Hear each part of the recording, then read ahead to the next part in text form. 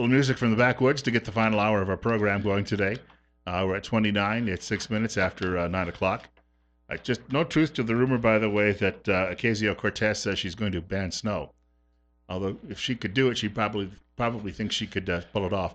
Grant Loeb is joining us in the studio. He is Twin Falls County prosecuting attorney, and he's with us at least for the half hour on News Radio 1310 KLIX and newsradio1310.com.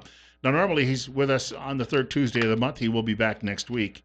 But this is following up a discussion we had yesterday with State Representative Dorothy Moon, where she was discussing legalizing hemp production in the state of Idaho. And not long after the show, I got an email from the prosecuting attorney where he said, all right, there are certain questions, though, you need to answer first before you would actually go ahead and do all of this. And some important questions, too. And the one that got my attention right away was, how does a dog that's trained to sniff for marijuana know the difference between hemp and a marijuana plant? Because I'm sure that the odor is very much the same, isn't it? Well, yeah, he can't. They're identical. There's actually no difference between a marijuana plant and a hemp plant other than the legal definition that one has 0.3% THC, and that's hemp, and marijuana can go, as we know, the potency now is up to 25, 30 plus percent.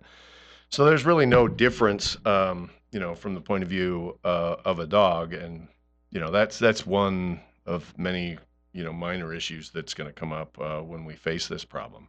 And then several others are the fact that, what caught everyone's attention was the stopping of a truck a few weeks ago on the highway that was headed here from out of state, crossing through Idaho, and of course the load was seized.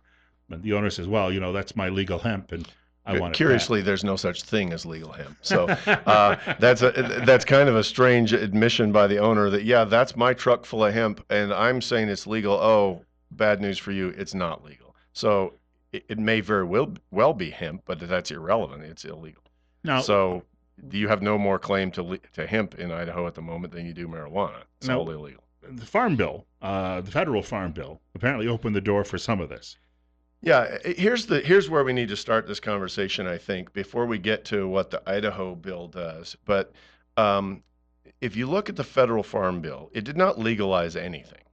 Okay, it didn't legalize anything. It didn't legalize hemp. It didn't legalize marijuana. It didn't do anything. What it said was that hemp is defined as marijuana, essentially, with 0.3% THC content. And we're going to call that hemp from now on instead of marijuana to separate the low THC from the high THC. And THC, as you know, is what gets you high. That's the hallucinogenic compound that's in marijuana. Right.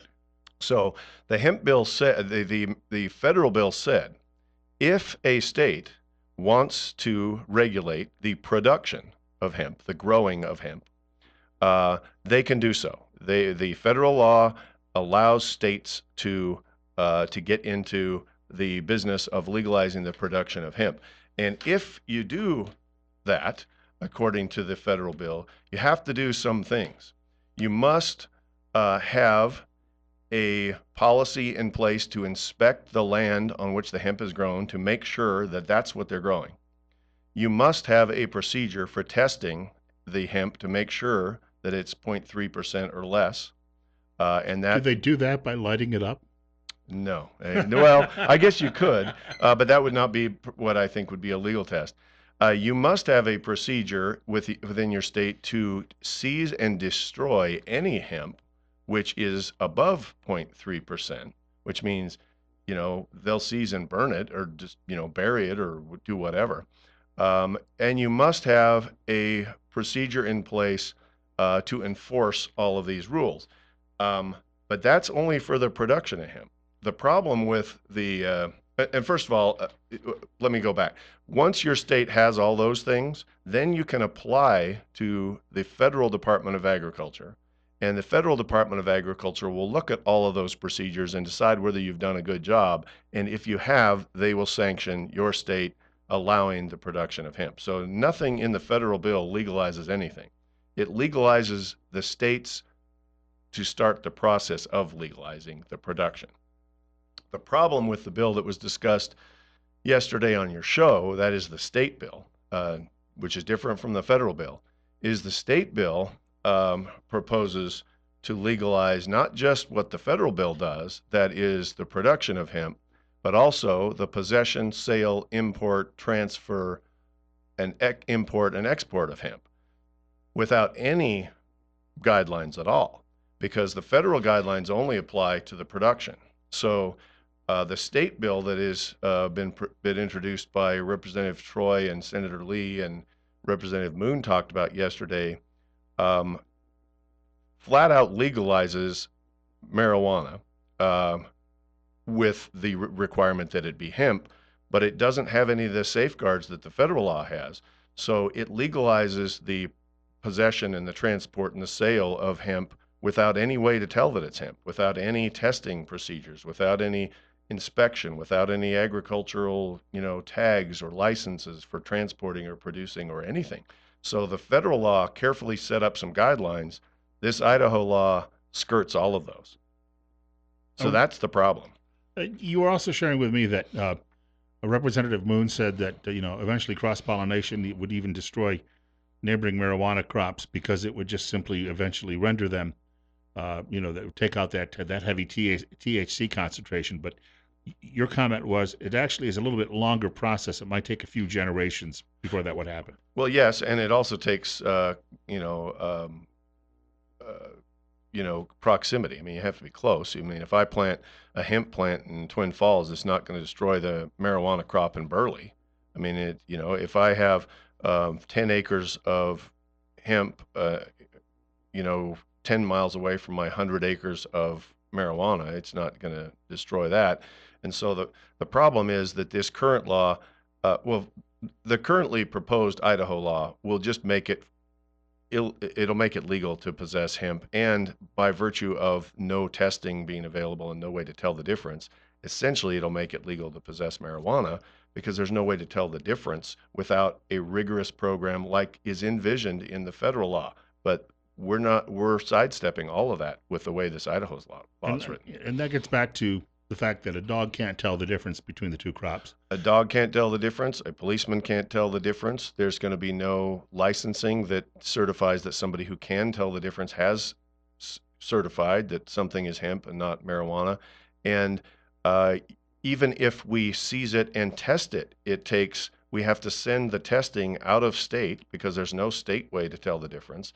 And that's an extraordinarily expensive thing. So the federal law foresaw all those problems and told us to solve those before we legalize the production of hemp. But curiously, the only thing that Idaho's going to make any money on here, if we do, is the production, right? It's going to be farmers are going to grow it. Well, farmers will not be able to grow it until we satisfy the federal requirements. But marijuana distributors will be able to distribute it and will be able to ship it through the state to the benefit of other people who aren't Idaho farmers by virtue of this law that Representative Troy and Senator Lee and Representative Moon are advocating, because there are no safeguards. There was some more concern, too, that someone could take, if you had a large bale of hemp, they could even put a cake of hashish, I guess, in the middle of it, wrap it up in that bale, and then, there would be no way to tell because there's no monitoring that is proposed with this legislation. If you set up a system, let's say we followed the federal law and we set up a system that, we could inspect the land, we could certify hemp growers, legitimate farmers who wanted to grow hemp. We could certify their crop. We could have the Department of Agriculture inspect their packages when they load them on a truck. We could give the trucker who is transporting hemp a license to transport hemp. And when he gets stopped, the dogs would hit on his hemp and he'd say, yes, they're hitting on my hemp, true, but here's my certificate. Here are the stamps that I have on each of my packages. And, it's certified to have been grown at, Happy Hemp Farms in, Hazleton, and here you go. And the police would say, oh, yeah, looks like you've checked all the boxes. Proceed. You're going from here to there. Good for you. But there's none of that in the Idaho law. The Idaho law doesn't anticipate any of those federal safeguards. It would be easy to do. It would be easy to put those in. My understanding is that it's been suggested to the writers of this law that they do that. The state of Kentucky has led the way in legalizing hemp. I mean, Senator McConnell is the one who introduced this into the federal legislature to allow states to get into the hemp business. And in Kentucky, they have enormous number of safeguards to make sure that this isn't just a Trojan horse for the marijuana trade. But the Idaho bill doesn't have any of those. Input, and I assume that prosecutors around the state and law enforcement would like to have some input in this too as well. And are you getting any of that?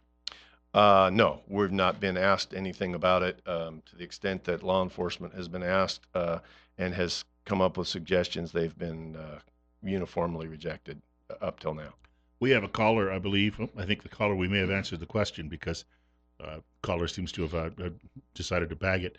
Yeah, and to get back to something basic here, I mean, whether or not Idaho farmers can grow hemp as a product is not my concern. I mean, if a legitimate Idaho farmer who doesn't want to grow marijuana so that people can use marijuana for illegal purposes comes in here and tells you hemp would be a great thing on my farm, I could do this, I could do that, I could rotate crops, I could, produce it for whatever legal purpose.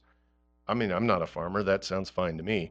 But the problem is, as I sent the email to you yesterday, I also sent it to Steve Millington, who was on the show, and he seemed very eager about this prospect of, farmers getting, a new crop. And he sent me back an email afterwards saying, yeah, this sounds a little more complex than I thought. And anytime you legalize a potentially dangerous drug for whatever purpose, it is complex. And I think we need to make sure that we've done this in a rational way, as the federal law does. And it is possible to write this so that it works, but this current law, as it's currently written, just ignores all the problems. If we sat down and you could address all of these issues, maybe just use Kentucky as a blueprint. They could probably get this worked and get it done quickly, but it sounds to me as if this may be another year out at this point. Either that or they just pass it without concern for these problems, and then we're just, stuck in the mire trying to figure out what happens afterwards. And the question too is, what's the goal behind this? What's the real goal? Is the real goal to provide legitimate farmers a crop? And maybe it is, I don't know. Or is the real goal to provide cover for marijuana producers? I don't know. I mean, I don't know these legislators, and I'm not accusing them of the one or the other. But unless they carefully craft this legislation, that will be the effect, whether it's the goal or not. Now, again, I'm no farmer, but I've been reading up on what hemp is because I think a lot of people don't know. And I'm willing to be corrected on this. So if farmers call in, it looks like virtually the only market for hemp in the United States is CBD oil. All these other things that we talk about, fibers, ropes, making tie-dye shirts, all of that stuff is either not practical or has been so dominated by the Chinese market that we're not going to get into it. We'll hold that thought for a moment. We've got more coming up with Prosecuting Attorney Grant Loebs and your telephone calls too. It's 9:20. We're at 33 on News Radio 1310 KLIX and Magic Valley this morning with Bill Colley. Twin Falls County Prosecuting Attorney Grant Loebs in studio with us this morning. We're at 32. It's 23 minutes after 9 o'clock on News Radio 1310 KLIX and newsradio1310.com. Bill Colley on Magic Valley this morning. The telephone number is 208-736-0300, 208-736-0300. And if you've got a question or comment, we're talking about the legalization of hemp production in Idaho. There is a bill that has been proposed in Boise. We've got to maybe have you repeat the fact, though, that because people, they filter what they're hearing, that you're not necessarily opposed to this, but again, you go back and you say, all right, there are certain safeguards that are recommended. Well, not recommended. The federal government says you need in place. They're required, yeah. I am fine with what the federal government has done. First of all, I think that allowing states to have control over these things is the way to go. I'd rather have state control than federal control any day. And the federal government, the federal legislation has provided that. It has said to states, here's a way to open the market in your state to hemp production. You must do the following things, but if you do, we're going to give you the authority to run this in your state as you see fit. And I think that's all fine. And if there's a legitimate industrial or other application for hemp, I'm all for it. Let's make some Idaho farmers some money. But the Idaho law and the federal law are dramatically different. The Idaho law goes well beyond what the federal law goes into, and without any restrictions at all, allows for the transportation, possession, sale, and use of hemp products, which potentially violate all the safeguards that the federal law put in. We've got a caller with us. And caller, you're next. You're on the air at 925 with prosecuting attorney Grant Lopes. Good morning, gentlemen. I find it interesting, Bill. You've talked about this before, but I went down to a convention in Texas one time with my service dog, female, and it's 2:00 in the morning when I finally went through the state line, and they stopped me. Their dog alerted on my car. Their drug dog. They started walking over when the officer suddenly noticed I had this service dog in the back, this black lab, and he goes, "Oh, wrong alert." So they decided that sex still beats all the other things that dogs do. But I'm sure that the dog's got the inherent interest that a dog has, regardless of how well trained he is. They really do.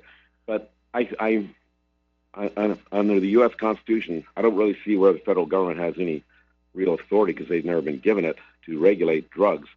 And I think Idaho needs to make it as stiff as possible because, as Bill's talked about before, the side effects of marijuana and just being high on it and the collateral damage that people have just when they're driving, operating a tractor, any heavy equipment, or just being out in the yard or whatever.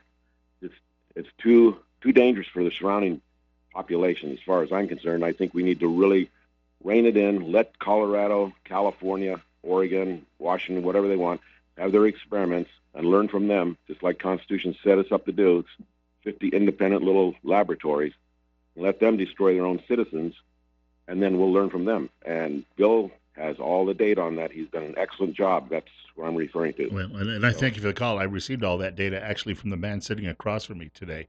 It was about 6 or 8 months ago we had a discussion about this, and you gave me a stack about the size of the old-fashioned Boise phone book. I gave you a big stack, yeah. Yeah.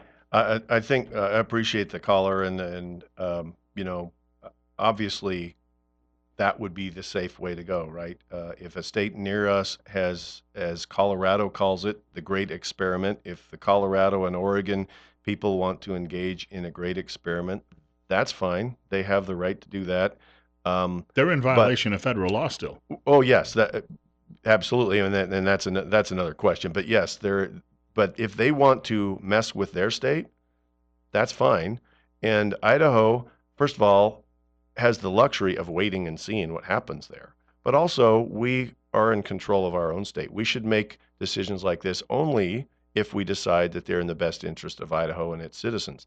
And it's the legislature that does that, not you and not me and not the caller. If the legislature decides that the citizens of Idaho really need legalized marijuana, then, I will enforce the law that is on the books in Idaho.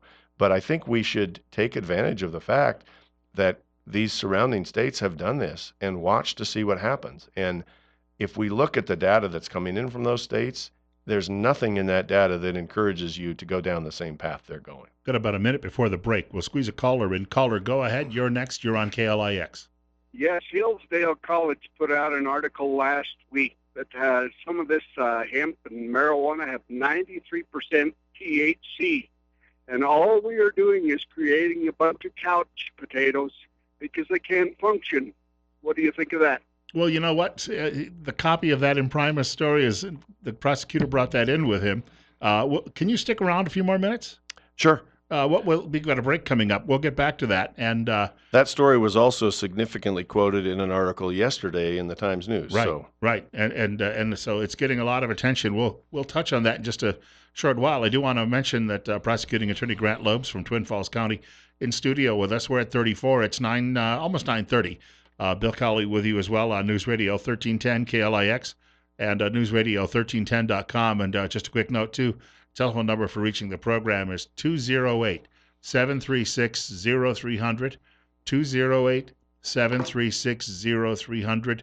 And not much to tell you. The temperature hasn't changed a lot, but all that snow you're seeing this morning, at least here in the valley, should be turning to rain. Prosecuting Attorney Grant Loeb's joining us in studio this morning on News Radio 1310, KLIX, and NewsRadio1310.com. I figured that conversation about hemp and hemp production would probably also lead into a discussion about just marijuana, because we're talking essentially the same plant, but just a difference in hallucinogenic power in one from another. And of course, as the prosecutor was telling us a few minutes ago, the trouble is, unless you have some very strict guidelines, you don't know how you're going to determine which one is which, and there's got to be a way to test and do all of that, and you've got to have some provisions for law enforcement as well. But that got us into discussion about how this could open the door for, even if we don't have legalized marijuana in the state, certainly open the door for people trafficking it around in a much more convenient way in their business, illegal business nonetheless, but their business. And the caller mentioned that stare imprimis, and you happen to bring a copy of that in today. This fellow from Yale, right? He's from Yale University, is issuing some pretty strong warnings about all of this. Well, right. He's from Yale, and that doesn't necessarily persuade me, but because there are occasionally people from Yale that I don't agree with. Dana Milbank. But the interesting thing about this guy is that his wife is the senior psychiatrist at the Mid-Hudson Forensic Psychiatric Institute, which is where New York sends its mentally ill people, and a lot of the information he started with before he started doing exhaustive research came from her, and I think mental health professionals around the country realized that there are significant problems, mental health problems associated with marijuana use, especially now that the marijuana use is focused on such high THC marijuana, not like it was years ago. So I would recommend anybody to read this. I'm not going to go through the whole article. A good part of it, or at least some key points, were quoted yesterday in the Times News article called "Marijuana, Mental Illness, and Violence." And I haven't done any studies myself, so but they quote many high-level studies by some of the biggest organizations having to do with mental health and medicine in the United States and in other places. And it's just important, whichever side of this issue you're on, to inform yourself about this, because if the state of Idaho is going to go down the road towards legalizing marijuana, either for medical use or recreational use, or parts of the marijuana plant through CBD or this hemp issue, it's important to know, what is in fact happening out there with the new marijuana. We have a caller, and caller, you're up next. You're on the air with Twin Falls County Prosecuting Attorney Grant Loeb's on KLIX. Good morning, gentlemen. I will agree with you that it's a double-edged sword no matter what. I mean, there's so many things in our lives that are double-edged sword. But the CBD oil thing is an up-and-coming thing. I've started taking it because 15 years of taking Advil and ibuprofen for my aches and pains is just killing my stomach. And this stuff has helped. It's taken the edge off. Now, it is super expensive because of supply and demand. And that's where it's coming from. But I understand everything that Grant's been saying, because it's true. You put hemp up in a field, how do you know what's not marijuana out in that field? And there's pros and cons, and here's another one on the CBD oil side. CBD oil from the marijuana plant is a better oil than the one from the hemp. So that is where it's heading, and I don't know. As far as medical side, I like it. As far as getting stoned on it, no. I think a lot of people say that they're not looking to get high on this stuff, but obviously they're looking at a pain reliever.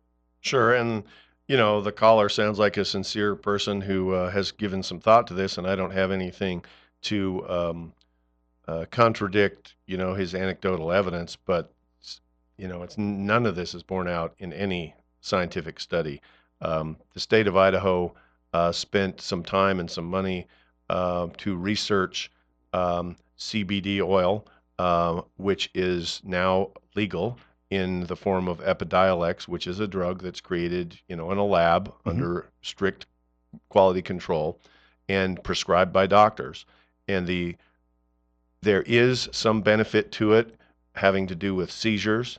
There is, and that's scientifically been proven, although the test that we engaged in showed that of the people with seizures that were thought to be treated by CBD, about a third of those showed some positive signs, and it treated those seizures, in a valuable way.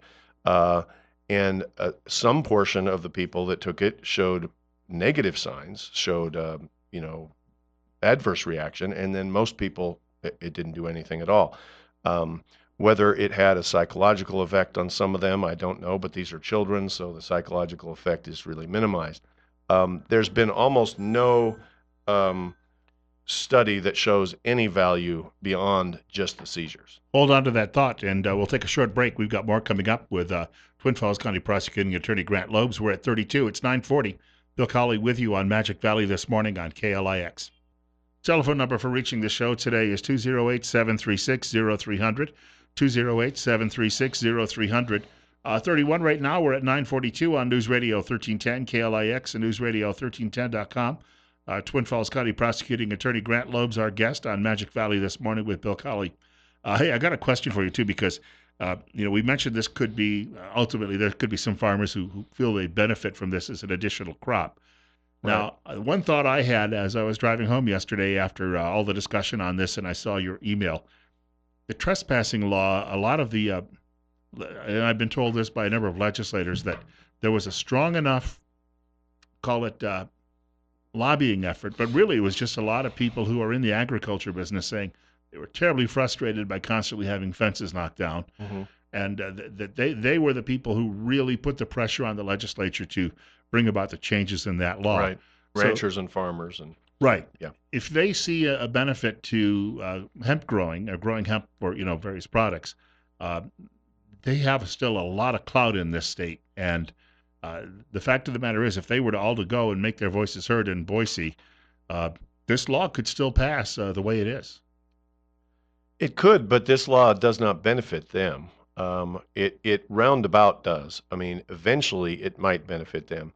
But what this law immediately does is allow people who aren't in Idaho to grow hemp and transport it through Idaho and sell it in Idaho and possess it and, trade in hemp. If it is in fact hemp, I mean, there's no way to know because there are no procedures set up. But this law could be fixed in the way that I've suggested by looking toward the Kentucky law, by complying with the federal law, and start the ball rolling in a legitimate way so that legitimate farmers could grow this crop in a legitimate way, because that's what the federal law was designed to do, to create a safe and regulated avenue to allow legitimate farmers to grow this. That's not what the Idaho bill does. I wanted to point out that a lot of people who see this as potentially, though, a big cash crop, as you pointed out a little earlier, we are a little late coming into this game because Asia's already been at this a long, long time. Yeah. And because of that, it's like the recycling market. The cities that got into recycling early all found markets for their products, but then most of the cities who came, I wouldn't even say late, but were coming in within a couple of years, found that there was no market for especially newsprint and some of the other objects they were collecting. Yeah. I mean, I think it's clear, and this, again, I'm all for honest, upfront discussions on these issues, from everything from legalizing recreational marijuana to medicinal to CBD to hemp. I mean, as long as we put all our cards on the table and we talk about what we're talking about. I mean, I think it's clear that the market for this product is CBD. That's what it's for. There are other uses of hemp, that's true, but it's very unlikely that anybody's going to make any money in the United States for producing hemp for rope. First of all, nobody wants a hemp rope anymore. It's not World War II. It's not World War I. We don't need to make ropes out of hemp. We have nylon. I mean, if you go to the United States Marine Corps and you see what they're rappelling off of helicopters in, it's not going to be a hemp rope. And they're not wishing they had a hemp rope to do that. Um, so the market isn't there for some of these things that anciently hemp used to be used for, number one. Number two, the market is dominated by the Chinese. And, again, I'm not an expert on this, but I've been doing research, Business Magazine, Forbes Magazine, several newspapers and magazines, Modern Farmer magazine. I mean, these magazines all talk about how hemp would be a great product. And they all talk about how it's not going to be for fiber or for dashboards or for cloth or for clothing. It's going to be for CBD. That's what the hemp market in the United States is largely going to be for. And I would I would be happy to talk to an actual legitimate farmer who grows corn and potatoes and everything and see if he's researched this and if he plants hemp, what his hemp is going to be used for. If he's got something to say that negates this research, that's fine. I mean, I would accept his word for it. I mean, he knows his business better than I do. But my guess is this is for CBD. And the problem with that is the same problem we've debated when we debated CBD in the legislature, the same problem that caused the governor to, create a study program for CBD in Idaho to find out what it's really for and to create a legal, controlled CBD source, which we now have. Other than that, CBD oil is created by people in back rooms or in companies that have no inspection, no regulation. We have no idea what's in it.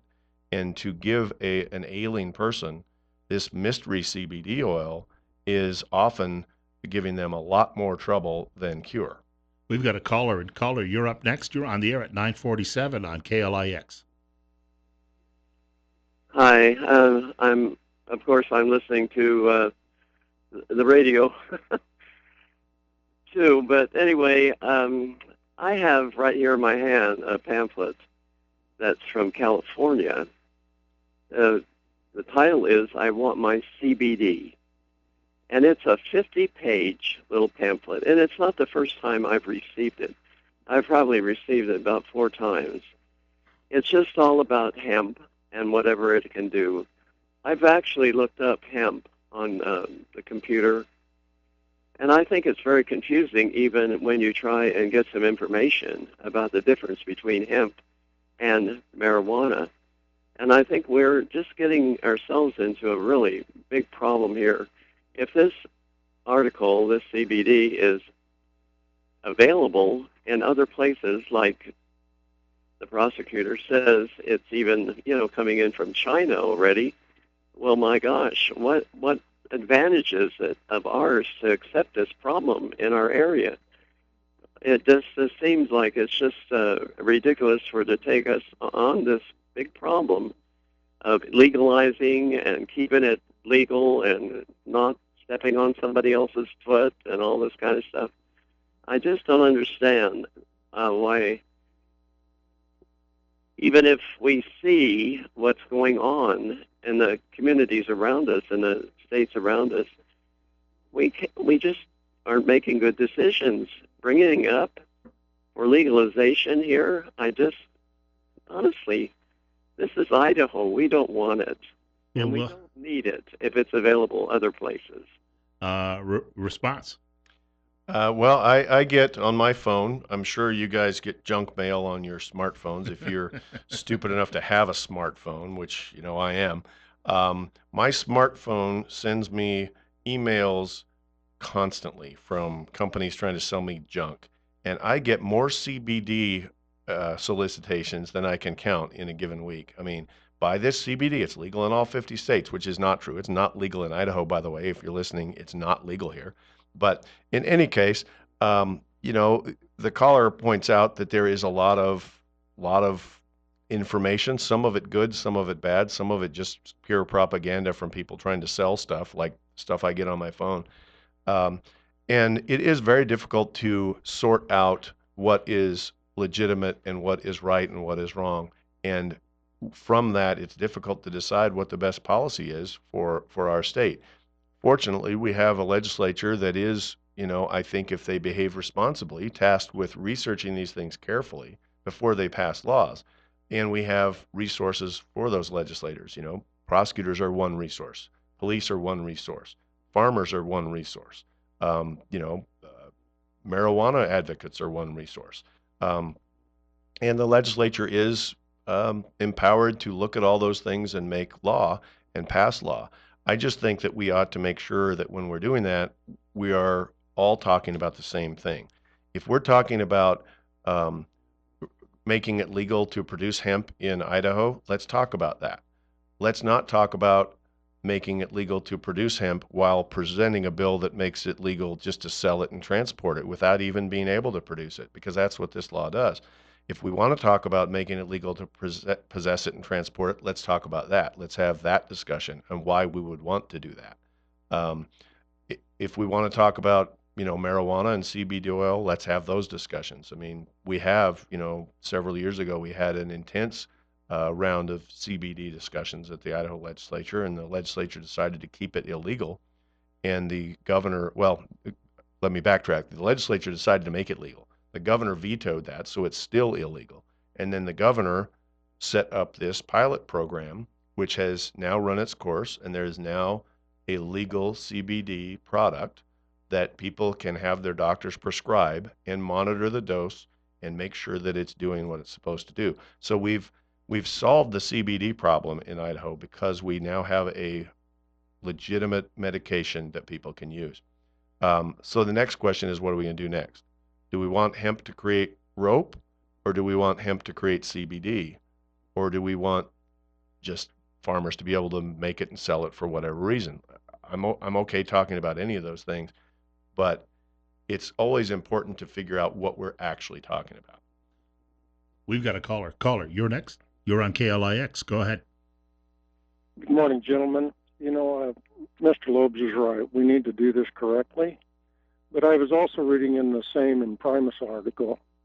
They quoted one guy in there that pretty much stated that the medicinal use was actually a way to more or less get it easier for the recreational user.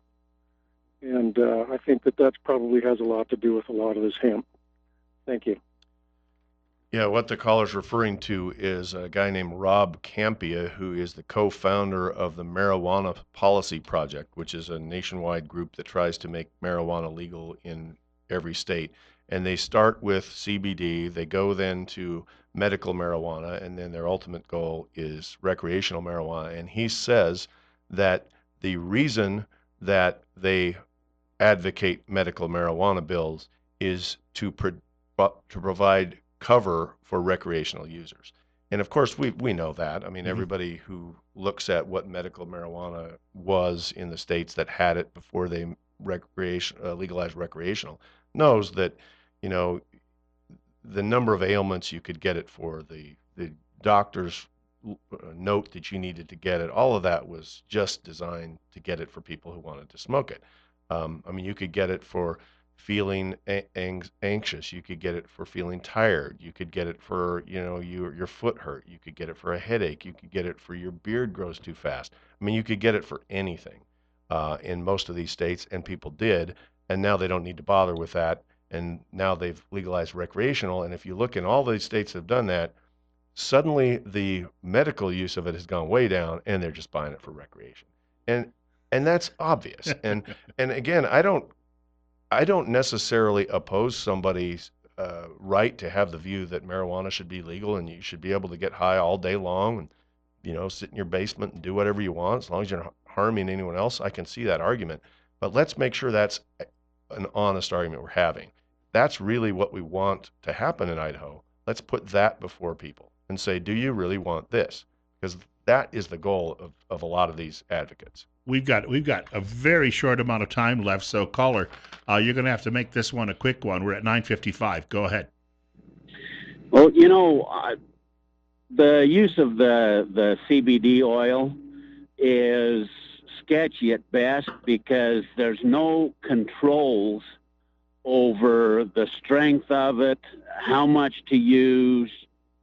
There's nothing like that, and I'll be honest with you. I've used it for chronic pain, and it does nothing. I think it's a placebo.